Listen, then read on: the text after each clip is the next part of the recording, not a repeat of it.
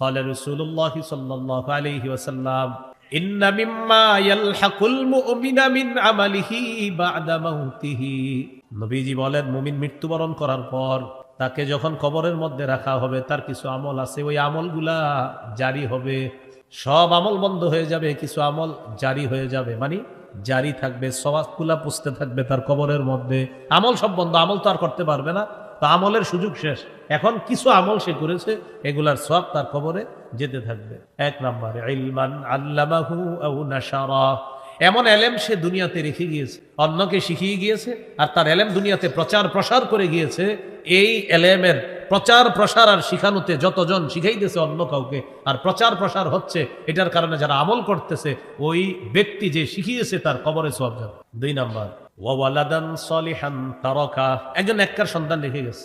এই সন্তান বাবা মার জন্য বলে রব্বির হামহুমা কামা রব্বায়ানি সগীরা।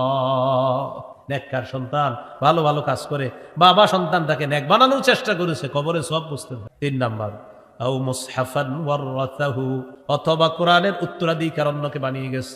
আপনাদের এলাকার মাদ্রাসার একজন হাফেজ 10 জন হাফেজে কোরআন বানিয়েছে, ওই 10 জন আরো 10 জনকে বানিয়েছে, ওই 10 জন আরো 10 জনকে এইভাবে কোরআনের উত্তরাধিকার বানিয়ে গেছে। হাফেজ সাহেব যিনি প্রথম শিখিয়েছেন, এইভাবে যারা শিখাবে শিখাইতে থাকবে, এই যে কোরআনের উত্তরাধিকার তৈরি করে গেলেন, কবরে গিয়েও ওই কোরআন পড়নেওয়ালা যাদেরকে রেখে গেলেন, এই সওয়াবটা আল্লাহ দিয়ে দিবেন।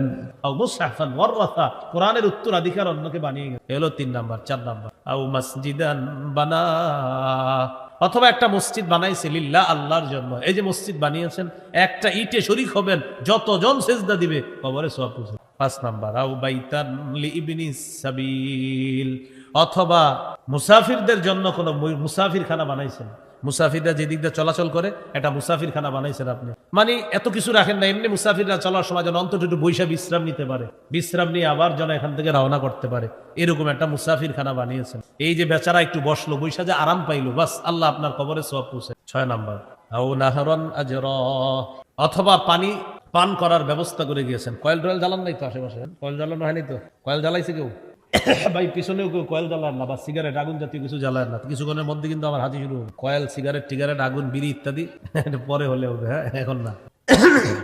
আও নাহরান আজরা, অথবা একটা পানির কূপের ব্যবস্থা করে গেছে, অথবা মুসাফিরদের জন্য পানি পান করার ব্যবস্থা করে। অনেক মসজিদের মধ্যে মাশাআল্লাহ এখন মসজিদের বাহিরে পানি পান করার ব্যবস্থা করা হয়। এই কাজটা যারা করে, যারা এই কাজে শরীক হয়েছে, মৃত্যুর পরে আল্লাহ তাদের কবরে সওয়াব পৌঁছায় দিবে। 7 নাম্বার আও সাদাকাতান আখরাজাহা মিন মালিহি, অথবা সদকা, যেটা সে তার মাল থেকে বের করেছে সদকা, এই সদকা দুনিয়াতে যে সেটা করে যাবে, এটার সওয়াব আল্লাহ তার কবরে পৌঁছায় দিবে। কয়টা আমল বলা হলো? 7টা। 1 নম্বর এলেম প্রচার প্রসার করে গিয়েছে। 2 নাম্বার নেককার সন্তান রেখে গিয়েছে। 3 নাম্বার কোরআনের উত্তরাধিকার বানিয়ে গিয়েছে। 4 নাম্বার মসজিদ বানিয়েছে। 5 নাম্বার মুসাফিরখানা বানিয়েছে। 6 নাম্বার মুসাফিরদের জন্য, মানুষের জন্য পানি পান করার ব্যবস্থা করেছে, মুসাফির হোক যে কোনো মানুষ হোক, তাদের জন্য পানি পানের ব্যবস্থা করেছে। 7 নাম্বার সদকা করে গিয়েছে দুনিয়ার মধ্যে, এটার সওয়াব আল্লাহ তাআলা তার কবরেও পৌঁছায় দিবে। আল্লাহ আমাদের সকলকে কাজগুলো বেশি বেশি করার তৌফিক দান করেন। রাতের বেলা একটু কোরআন পড়ার চেষ্টা করেন। কোন সময়? রাতের বেলা। হ্যাঁ, রাতের বেলা একটু পড়বেন, দিনের বেলা তো পড়বেনই, রাতেও একটা একান্তে আস্তে আস্তে, কাউরে জানানো দরকার নাই, আপনি একটু পড়বেন। কি হবে জানেন? আপনার বাড়ির উপরে আসমান থেকে প্রশান্তি আসবে। বুখারীর 5011 নম্বর হাদিস, কানা রাজুলুন ইয়াকরাউ সূরাতাল কাহফি, এক ব্যক্তি সূরা কাহফ তেলাওয়াত করতেছে। ওয়া ইলা জানিবিহি হিসানুন মারবুতুন বিশাতানাইন, তার পাশে তার ঘোড়াটা বাঁধা ছিল 2টা রশি দিয়ে, যিনি তেলাওয়াত করতেছিলেন।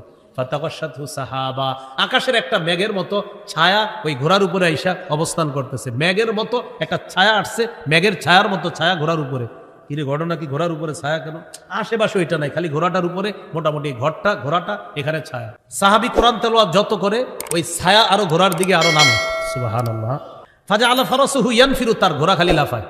উনি তেলাওয়াত বন্ধ করে দিলেন, কারণ ঘোড়া যে পরিমাণ লাফাইতেছে, তাই তেলাওয়াত বন্ধ করে। তেলাওয়াত বন্ধ করার পর নবীজির কাছে পরের দিন গেলেন, হুজুর এরকম এরকম ঘটনা দেখছি। নবীজি বললেন, তিলকাস সাকিনাতু তানাজ্জালাত বিল কুরআন, এটা সাকিনা, এটা প্রশান্তি, তুমি কোরআন পড়ার কারণে এটা তোমার ঘরের উপর, ঘোড়ার উপর নাজিল হয়েছে।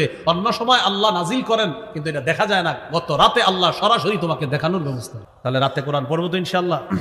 আল্লাহ তাআলা বলেন, উতলু মা উহিয়া ইলাইকা মিনাল কিতাব, নবী আপনি তেলাওয়াত করেন কোরআনের যে অংশ আপনাকে ওহী হিসাবে দেওয়া হয় এটা আপনি তেলাওয়াত করেন। সূরা ফাতিরের 29-30 নম্বর আয়াত, 22 নম্বর পারা, 16 নম্বর পৃষ্ঠার শেষ, 17 নম্বর পৃষ্ঠার শুরুতে আল্লাহ বলেন, ইন্নাল্লাযীনা ইয়াতলুনা কিতাবাল্লাহ ওয়া আকামুস সালাহ ওয়া আনফাকু মিম্মা রাযাকনাহুম সিররাও ওয়া আলানিয়াহ ইয়ারজুনা তিজারাতাল লান তাবুর।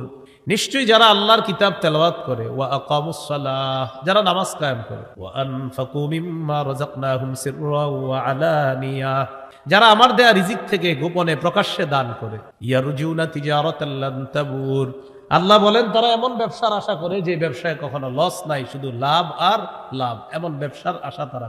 নিয়মিত 3টা আমল করবেন, কোরআন তেলাওয়াত, 5 ওয়াক্ত নামাজ, দান সদকা, 2 টাকা হইলেও ডেলি দান সদকা করবেন নিয়মিত।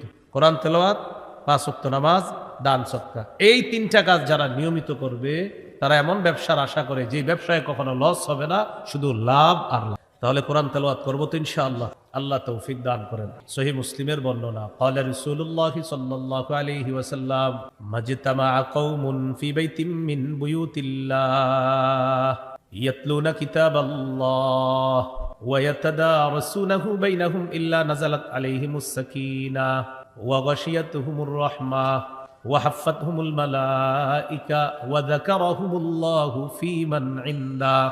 রাসূলুল্লাহ সাল্লাল্লাহু আলাইহি ওয়াসাল্লাম বলেন, কোন দল যখন একটা ঘরে একত্রিত হওয়ার পর যখন তারা আল্লাহর কোরআনের আয়াত তেলাওয়াত করে, ওয়া ইয়াতাদারাসুনাহু বাইনাহুম, পরস্পর শিক্ষাদান করে, পাঠদান করে, কোরআন পড়ায়, এটা 4টা লাভ। 1 নাম্বার, ইল্লা নাযালাত আলাইহিমুস সাকিনাহ, তাদের উপর আসমান থেকে সাকিনা, প্রশান্তি অবতীর্ণ হতে থাকবে। 2 নাম্বার, ওয়া গাশিয়াতুহুমুর রাহমাহ, তাদের এই পুরা মজলিসটাকে আল্লাহ রহমত ঢেকে রাখে। হেফজখানা মাদ্রাসায় যে ছাত্রগুলা তেলাওয়াত করে, মনে রাখতে হবে পুরা ক্লাসরুমটাকে আল্লাহ রহমত ঢেকে রাখে। 3 নাম্বার, ওয়া হাফফাতহুমুল মালায়েকা, তাদের পুরা ওই ক্লাসটা, কোরআনের ওই বৈঠকটাকে বেষ্টন করে ফেরেশতারা গোল হয়ে একদম আসমান পর্যন্ত পৌঁছে যায়। 4 নাম্বার, ওয়া যাকারাহুমুল্লাহু ফী মান ইনদাহ, ওই কোরআন ওয়ালাদেরকে নিয়ে আল্লাহ তাআলা ফেরেশতাদের সাথে আলোচনা করতে থাকে। তাহলে কোরআন পড়বো তো ইনশাআল্লাহ, আল্লাহ তৌফিক দান করেন। ক্বালা রাসূলুল্লাহ সাল্লাল্লাহু আলাইহি ওয়াসাল্লাম, ইকরাউল কুরআন ফাইন্নাহু ইয়াতি ইয়াউমাল কিয়ামাতি শাফিআন লিআসহাবি। নবীজি বলেন, তোমরা কোরআন পড়ো, কোরআন কিয়ামতের ময়দানে পাঠকের জন্য সুপারিশকারী হিসাবে উপস্থিত হয়ে যাবে। কোরআন ধরেন, কোরআন পড়েন, কোরআন সিনার সাথে লাগান, কোরআনকে আপন করে নেন, আল্লাহ তৌফিক দান করেন। তিরমিজির 2947 নম্বর হাদিস, অন্তত 40 দিনে 1 খতম কোরআন পড়া আপনাদের প্রত্যেকের জন্য মুস্তাহাব, আমাদের জন্য মুস্তাহাব।